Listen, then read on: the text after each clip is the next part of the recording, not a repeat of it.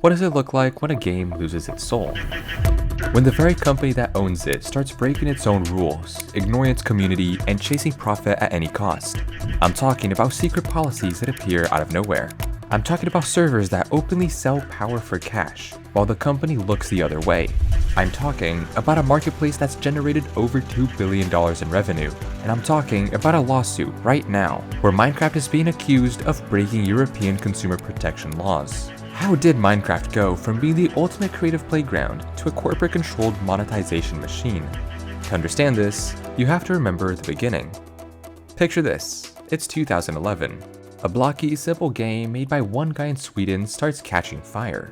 There's no marketing plan, no corporate bosses, it's just a sandbox game. You might not be old enough to remember this era of Minecraft, but it was genuinely special. The game genuinely felt like it was owned by us. The creator, Notch, wasn't a distant CEO. He was a developer posting on forums, talking to players, and taking feedback. He felt like a nerd who just genuinely hit the lottery, but who still loved the game more than money. The value wasn't in what Mojang sold you, but in what you built yourself inside the game. I mean, just look at the numbers.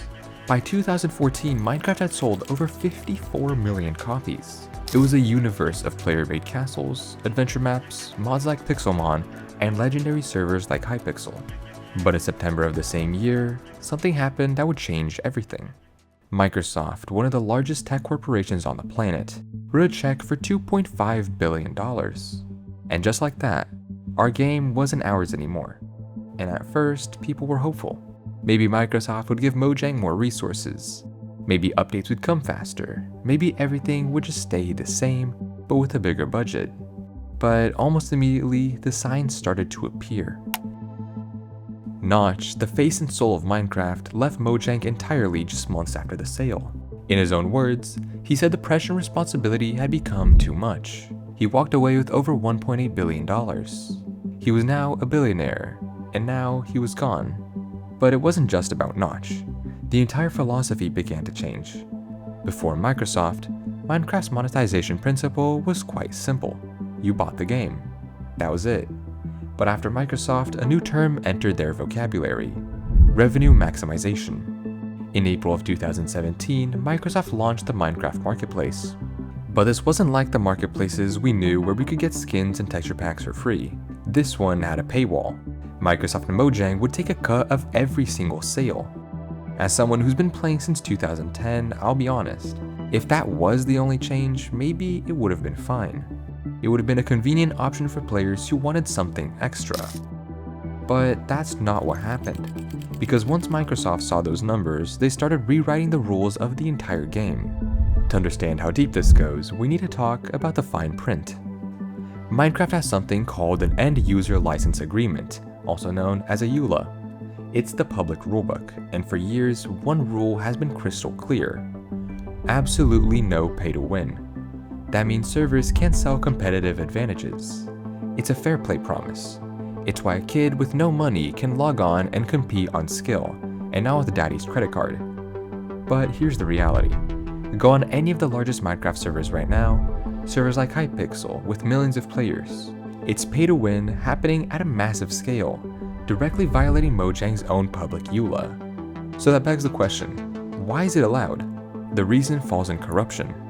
It's because these massive rule-breaking servers bring in players, millions of them, and those players represent engagement and revenue.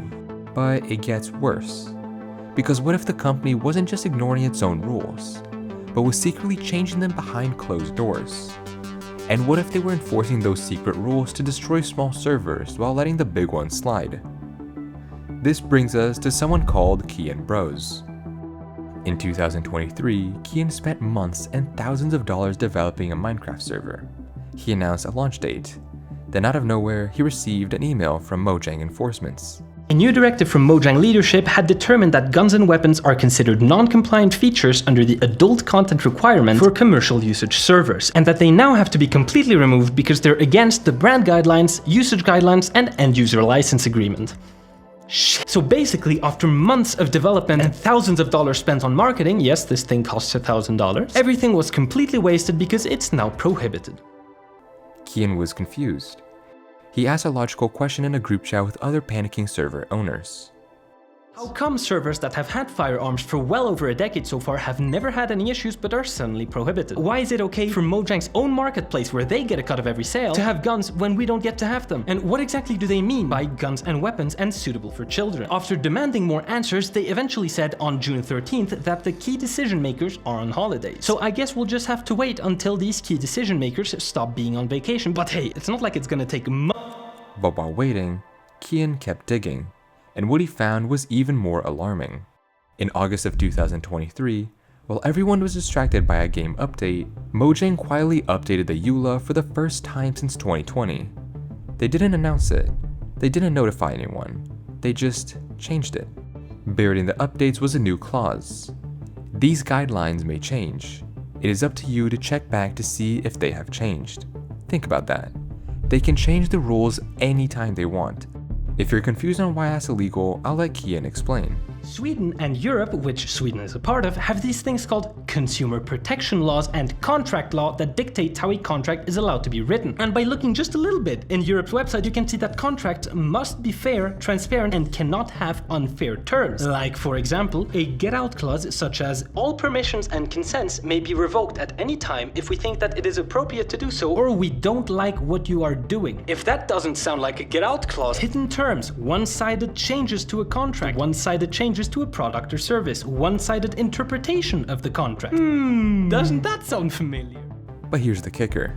When Backlash exploded, Mojang did something absolutely unbelievable. Select figures were grouped up by Mojang and given information that wasn't publicly available to try and calm it down a bit. Information that should be present in the contract by law. And just when you thought it couldn't get any worse, they forced every single one of these members to sign a non-disclosure agreement that forbids them from giving out any information that they were told for a contract that should be publicly available. While all this was happening, Minecraft dropped another hammer. In 2020, they began forcing all players to migrate from Mojang accounts to Microsoft accounts. If you didn't merge in time, you lost your account. They called it an upgrade, but really it was a data grab. A Microsoft account ties you into their entire ecosystem. In all honesty though, it's just a little bit ironic. The same company forcing you to trust them with your data was simultaneously hiding policy changes and was in hot water for mishandling data it had gathered from users. As if all the financial disasters weren't bad enough, the very soul of the game would be called into question. Notch, the nerd who everyone loved, had destroyed his reputation. He had begun tweeting inflammatory statements on politics and social issues. He bought a $70 million mansion in Beverly Hills. He seemed less like the guy we looked up to and more like a disconnected billionaire who didn't care about anyone else. It sucked. It made us feel like that one little part of Minecraft that had come from humble beginnings had been destroyed. In a future update, Mojang quietly removed all references from Notch from the game's splash text and credits. And again, it's a little bit ironic. Notch sold Minecraft to avoid the pressure of being its symbol of responsibility. He took the money to be free. But in doing so, he gave his creation and its reputation over to an entity whose only responsibility was to shareholders.